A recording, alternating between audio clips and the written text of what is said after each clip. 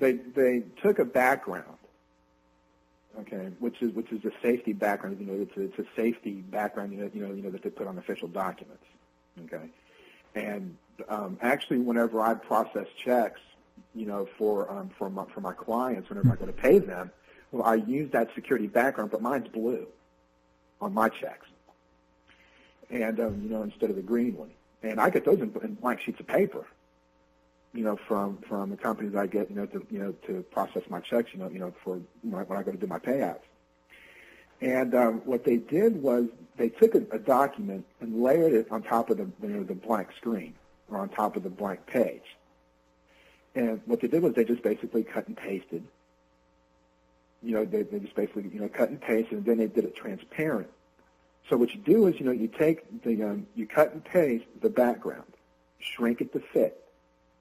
Take that background and move it over whatever you want it to cover. Then on top of that background, you put a text box.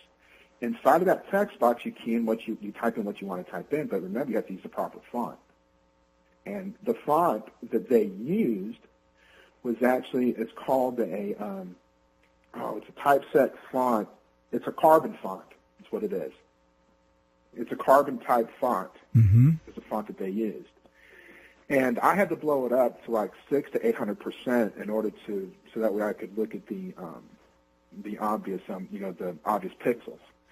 When a computer does it, it does it differently than the way a typewriter does. Because you know how when you type with a manual typewriter like they did in the 60s, mm-hmm. You know how sometimes a letter might come up or down, or the spacing might be off, between the letters. The spacing on the letters are identical. Okay, mm-hmm. and you can actually see the 90-degree right angles in the S's and the T's and stuff like that. And then you can also see the pixel marks because you know how you make let's say the letter U or an S. Okay, mm-hmm. You're going to have a 90-degree angle at the corners, for the S's because that makes the end. And so you're going to get a straight line to make the top, and then to make the curves, it uses separate pixels to form the round edges. What you're saying, Al, is if Obama were simply a regular citizen and he was under investigation for a criminal act, any good criminal investigator, this would be a slam dunk to put this guy in prison. He couldn't make bail. He couldn't make bail. Listen, Obama couldn't get a job as a janitor in a federal building or a defense contractor. No, it would be impossible. Now, as a community organizer, yeah. Okay. That's the people I look for. Who do you think this guy is? Is he just a common street hustler who's jive talked his way into the White House? Is he part of the Chicago mafia? Is he a foreign plant? No. Who is he? I kind of feel sorry for him, to be quite honest with you. Yeah. Look at the way that this man grew up. Okay. You saying he doesn't know anything else other than lying? That's about the extent of it. Look at his mother. Okay. She had her own social philosophy on socialism or yeah, it's called communism. Right. And his father was the same. I mean, they met in the 60s, and whatever college that they were going to. I don't even know what college they went to. And so she looked at his father, from the standpoint of, well, he thinks like I do, I'm radical, and let me go and do this, and I'm going to hook up with this guy. I like him. Okay, and obviously, Barack Obama's daddy, he said, "Ooh, she's good looking. I'm gonna hook up with her." That's basically what happened. And then Barack Obama's born. And I've dispelled the rumor that he's not a Cuban or anything like that. He's, he was born by Barack Obama Sr. and his mama. Okay, and but the thing is, though, this is what I think happened. Okay, she went to Africa with him to visit his family. Okay? Old Barack was born over there. They come back here. They go through all the rigmarole and paperwork to, to say that he was born here. Because when she left, remember back in the 60s, whenever you left in the United States for a period of time, when you came back, you started proving you're an American. Mm-hmm. Do you see what I'm saying? Sure. Mm-hmm. You had started to prove that you're an American. So that was the thing that they were having them to do, was prove that she was an American and her son was an American. But everybody knows that his father, Barack Obama Sr., was a British national because at the time, Britain, Kenya was actually, what was it, a colony of Great Britain? That's right. And World Net Daily has brought out through Dr. Jerome Corsi that, back in the 60s, the U.S. State Department Immigration Office had questions about Barack Obama Sr. They said they didn't know how many wives he had. Harvard wanted him booted out of the country because of his polygamy, because of his lack of financial support, because of the questions about Barack Hussein Obama. So you're saying he's the son of a liar. Yes.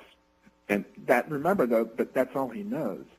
So he's growing up without parents, having to rely on his grandparents, God rest their souls.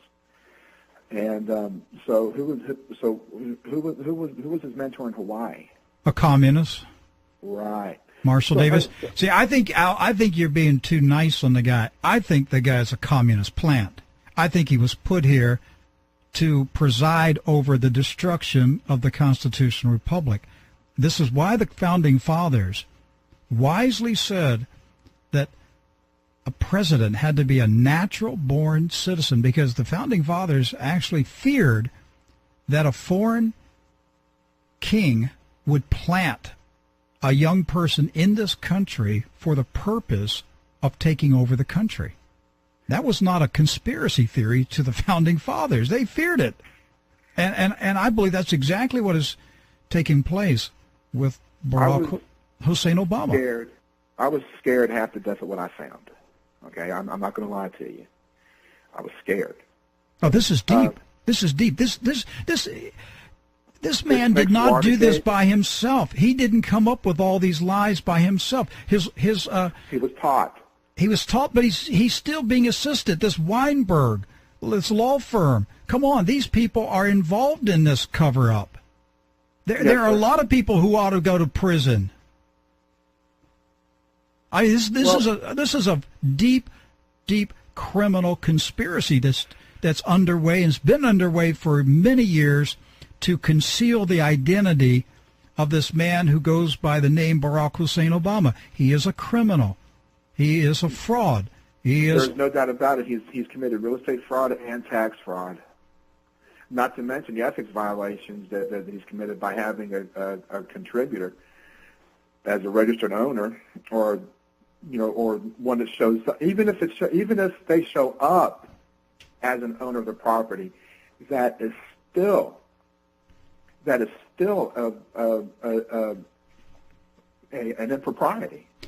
Al, I wish I had another half hour to keep this going. I'm out of time. We've been talking for 30 minutes. Okay. Well, we have gone.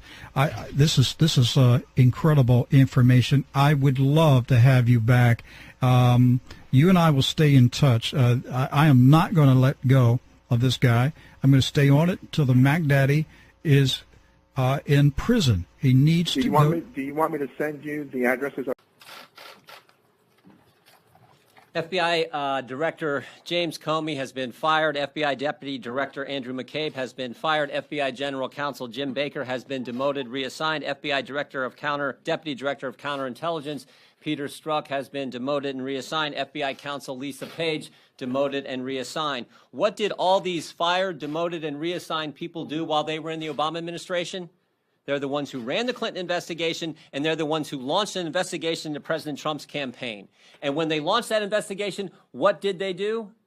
They took this dossier, dressed it all up, made it look like it was legitimate intelligence, took it to a secret court to get a secret warrant to spy on a fellow American citizen. And when they went to the court, they didn't tell them important facts, like who paid for the document. Didn't tell them the DNC and the Clinton campaign paid for it. Didn't tell them that the guy who wrote the document had been fired by the FBI.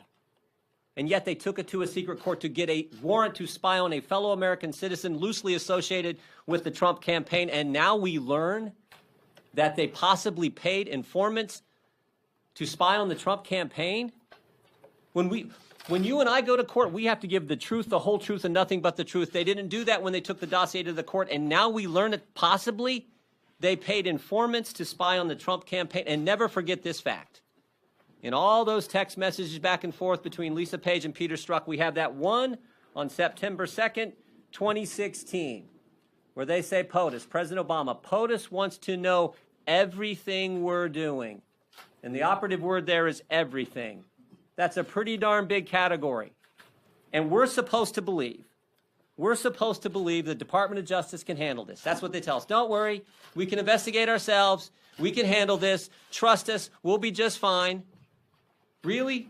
Think about this question. Can Rod Rosenstein oversee an obstruction of justice investigation into the firing of James Comey when he's the guy who wrote the memo recommending the firing of James Comey? So we've been pushing for 10 months for this, and I want to applaud Congressman Zeldin for bringing the resolution to the floor, and Chairman Meadows is exactly right. This should be brought to the floor. We should vote on it, and we should tell the DOJ we are sick and tired of the runaround we've been getting from you guys. It is time to have a special, if this fact pattern doesn't warrant a second special counsel, somebody tell me what does. Somebody tell me what does.